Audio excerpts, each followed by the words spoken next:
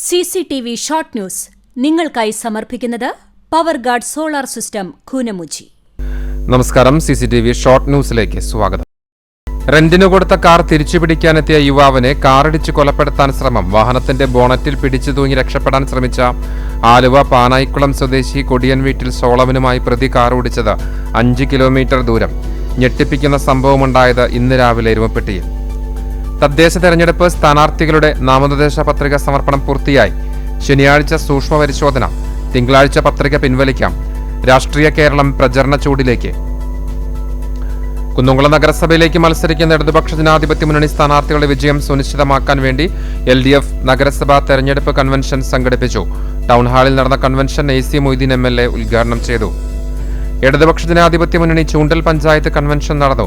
ത്രിതല തദ്ദേശ സ്ഥാപനങ്ങളിലേക്കുള്ള തെരഞ്ഞെടുപ്പിൽ മത്സരിക്കുന്ന ഇടതുമുന്നണി സ്ഥാനാർത്ഥികളുടെ വിജയം സുനിശ്ചിതമാക്കാൻ വേണ്ടിയാണ് കൺവെൻഷൻ സംഘടിപ്പിച്ചത്. വടക്കേക്കാട് പഞ്ചായത്ത് തെരഞ്ഞെടുപ്പിനുള്ള UDF സ്ഥാനാർത്ഥികൾ പത്രിക സമർപ്പിച്ചു. 18 സീറ്റിൽ 16 എണ്ണത്തിൽ കോൺഗ്രസും ഒരു വാർഡിൽ മുസ്ലിം ലീഗും ഒരു വാർഡിൽ UDF സ്വതന്ത്രയുമാണ് മത്സരിക്കുന്നത്.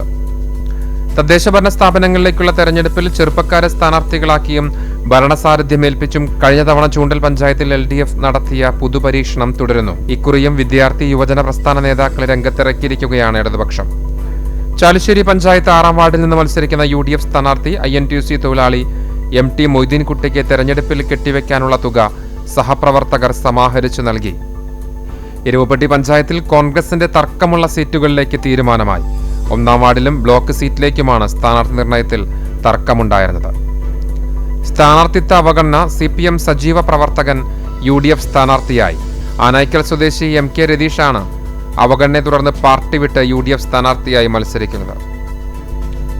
ജില്ലാ പഞ്ചായത്ത് എരുമപ്പെട്ടി ഡിവിഷനിലേക്ക് മത്സരിക്കുന്ന UDF സ്ഥാനാർത്ഥി റീന വർഗീസ് കളക്ടർക്ക് മുൻപാകെ പത്രിക സമർപ്പിച്ചു. UDF നിയോജക മണ്ഡലം കൺവീനർ അമ്പലപ്പാട്ട് മണികണ്ഠൻ, MC ഐജു, സുജാത തുളസി എന്നിവർ സ്ഥാനാർത്ഥിക്കൊപ്പമുണ്ടായിരുന്നു. വേലൂർ ഗ്രാമപഞ്ചായത്തിൽ BJP സ്ഥാനാർത്ഥികൾ പത്രിക സമർപ്പിച്ചു. പാർട്ടിയുടെ പഞ്ചായത്ത് കമ്മിറ്റി പ്രസിഡന്റ് KS അനിൽകുമാറിന്റെ നേതൃത്വത്തിൽ പാർട്ടി ഓഫീസിൽ നിന്ന് പ്രവർത്തകരുടെ നേതൃത്വത്തിൽ വലിയ റാലിയോടുകൂടിയാണ് പത്രിക നൽകാൻ സ്ഥാനാർത്ഥികളെത്തിയത്. ഗുരുവായൂർ ചെമ്പൈ സംഗീതോത്സവ വേദിയിൽ അപൂർവമായ സംഗീതാനുഭവം പകർന്ന ഡോക്ടർ സുരേഷ് വൈദ്യനാഥൻ. മൃദംഗത്തിന്റെയും തബലയുടെയും സ്വരങ്ങൾ വാക്കൊണ്ട് പാടുന്ന രീതിയായ കൊന്നക്കോൽ എന്ന സംഗീത രീതിയിൽ മൃദുക വൈഭവം എന്ന പേരിൽ കർണാട്ടിക് ഫ്യൂഷൻ തീർത്താണ് ഇദ്ദേഹം ആസ്വാദകരെ വിസ്മയിപ്പിച്ചത്.